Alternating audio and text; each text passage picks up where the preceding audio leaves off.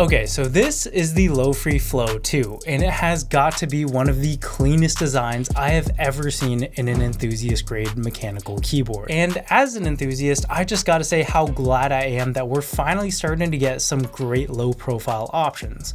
While I do love the feel of a good mechanical board, I'd be lying if I said I didn't like the modern look of a chiclet style board. And low profile mechanicals kind of give you a good middle ground in between those two options. And if you guys didn't know, the original Flow from Lofree was one of the boards that kind of kicked off the race for really good low profile boards, where they really started to care a lot more about the sound and feel of these things. And now with the version 2, they've made a lot of very compelling upgrades, and today we're going to be talking about them. But before we get into it, Lofree did provide this board to me for the purpose of review, but they're not going to see this footage before you do. So when I got this in hand, the first thing that I noticed was how squeaky clean this design is. I kind of hate it when people say this because it's so overused, but I think if Apple made a mechanical keyboard, this would be it.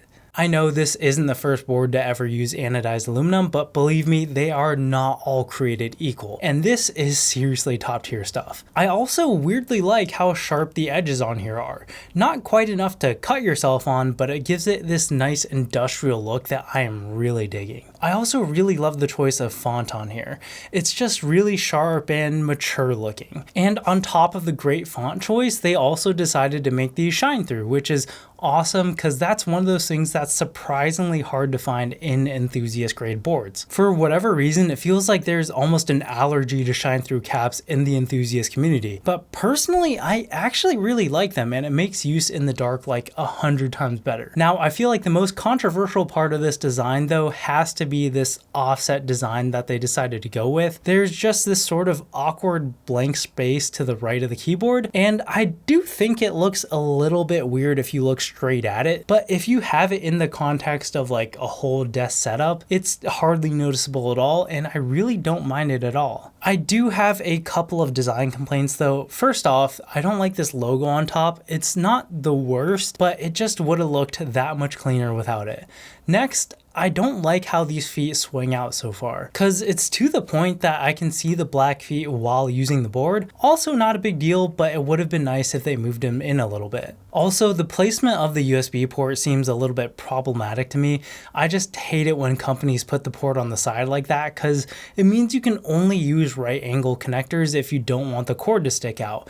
And that really wouldn't be a huge deal either if the cord was color matched, but at least for mine, it wasn't.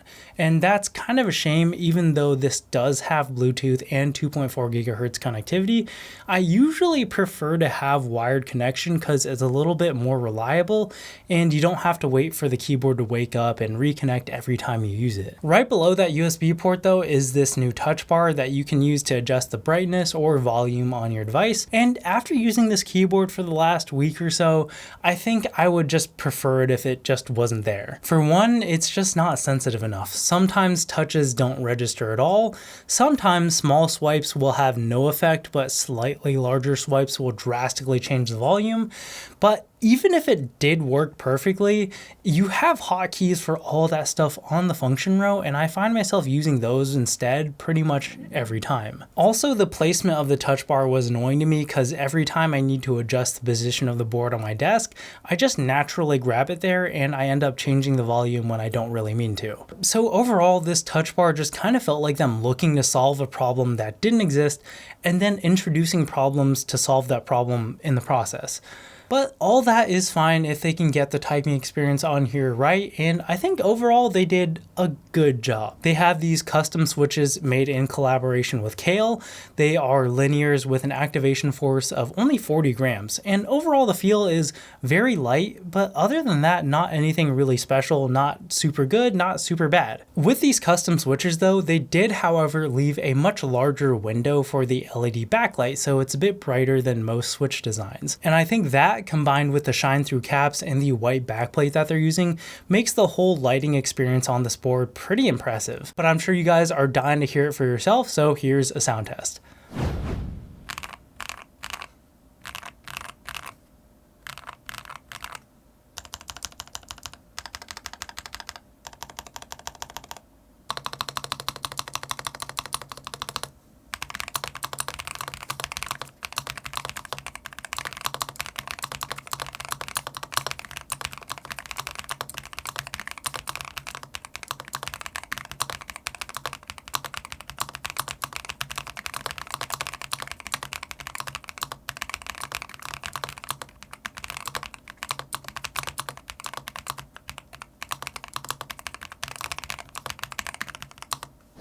Okay, so there it is, and overall, like I said, not bad, but also not the best low profile board I've used either. Generally, I prefer tactiles for low profile boards. I think it just fits the lower travel distance a lot better, but that's just a preference thing.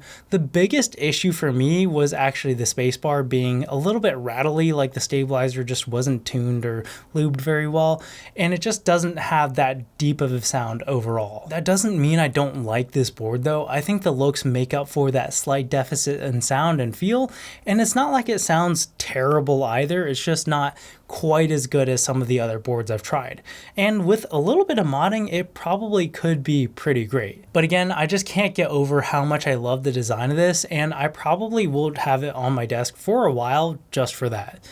Anyways, that's it for this one. Let me know what you guys think in the comment section down below, and I'll catch you guys in the next one. Peace.